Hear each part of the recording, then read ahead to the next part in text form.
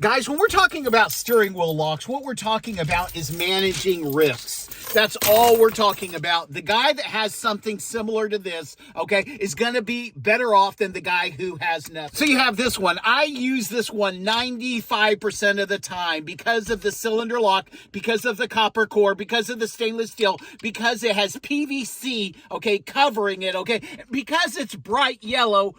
The would-be thief looks into the car, sees this, and he says this, pass. I don't want to have anything to do with it. It goes here, it's on. It's that simple. Look at, it's that simple. I take the key right here, I put it in the lock, it comes off. You're not going to be able to defeat this, okay? You're not going to be able to chop through it with some clippers, okay? You're not going to use an angle grinder in the car because you're going to catch the car on fire. So this is one of them that I use all of the time. Here's another one that I use. Very, very, very thick metal. Again, you have that copper core. This is foam right here on the end. When I take this plastic piece off, you have a very sharp tip. So if you were in a wreck, you can use this tip to bust out a window. If you went into a lake accidentally, you can bust out the window, or you can actually use that as a weapon if someone was trying to attack you. And again, that is a carbide tip under this plastic. It goes on the same way as the other one.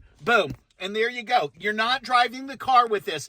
This has been engineered in a manner, in a way that it's going to take a long time to cut through it. And again, how do I get off? I turn that, comes right on off. Now this one I use if I'm going into a store just for a couple minutes. If I'm going on vacation, I might not use this. I want something a little bit more secure because the other two are more secure. And the fourth one I'm going to show you is the most secure, the next one.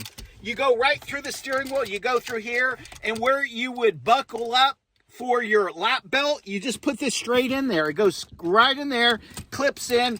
And here's the thing, you can even move the seat back to tighten that up, but you're not going to get through this. Okay? Most thieves are looking for the path of least resistance, meaning they don't have a backpack with an angle grinder in it. They're not going to be having a big pair of snips, because if the cops find them with an angle grinder in a backpack or snips in their backpack, guess what? You're going to jail. How do I get this loose? Listen very carefully, because a lot of people complained, okay? A lot of people love this one because it's the cheapest, it's the easiest. You put the key in, and some people are saying, well, it didn't work. The lock broke. No, you have to put the key in and turn the key as you push down. Okay? That's all you have to do. You put the key in, you turn it. See how I'm turning it? Turn it, and you go like that. The last one is called disc lock. It's $250.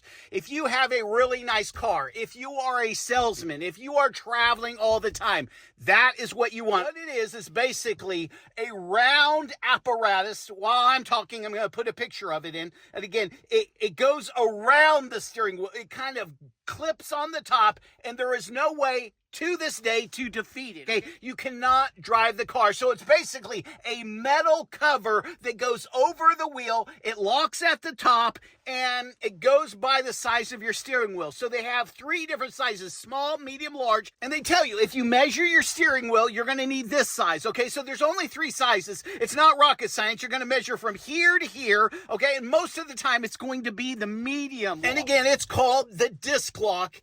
And again, it can't be defeated. It's expensive, $250. If you get the bag that the disc lock goes in when you're not using it, it's an additional $25. It is awesome, but it's pricey. I've never heard of anyone defeating it yet. These other ones that I just showed you, okay, no one's getting through those either. But friends, let me tell you this, what they're doing. They're taking the signal from your key fob. What they're doing is when you're in a hotel room or whether you're in your house, 2 people, one will be by the house, the other person will be by your car.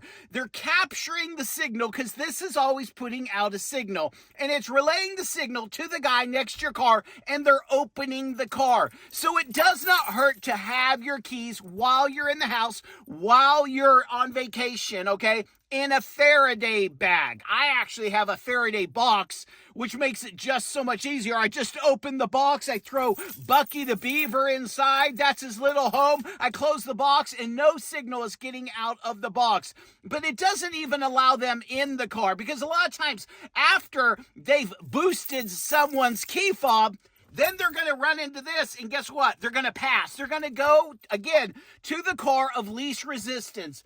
That's what you want to do. You want to manage risk. Here's the thing. If you're traveling for any length of time, someone is going to look inside your car. They're going to see, hey, he has a steering wheel lock. Let's not fool with it. They're always talking about people clipping through this. If you understood what's underneath this leather, you would realize there's a lot more involved, okay, in cutting the wheel. I'm just going to cut the wheel. No, the manufacturers of these wheels understand, okay, and they've made this wheel in a way that it is very difficult to cut through the wheel.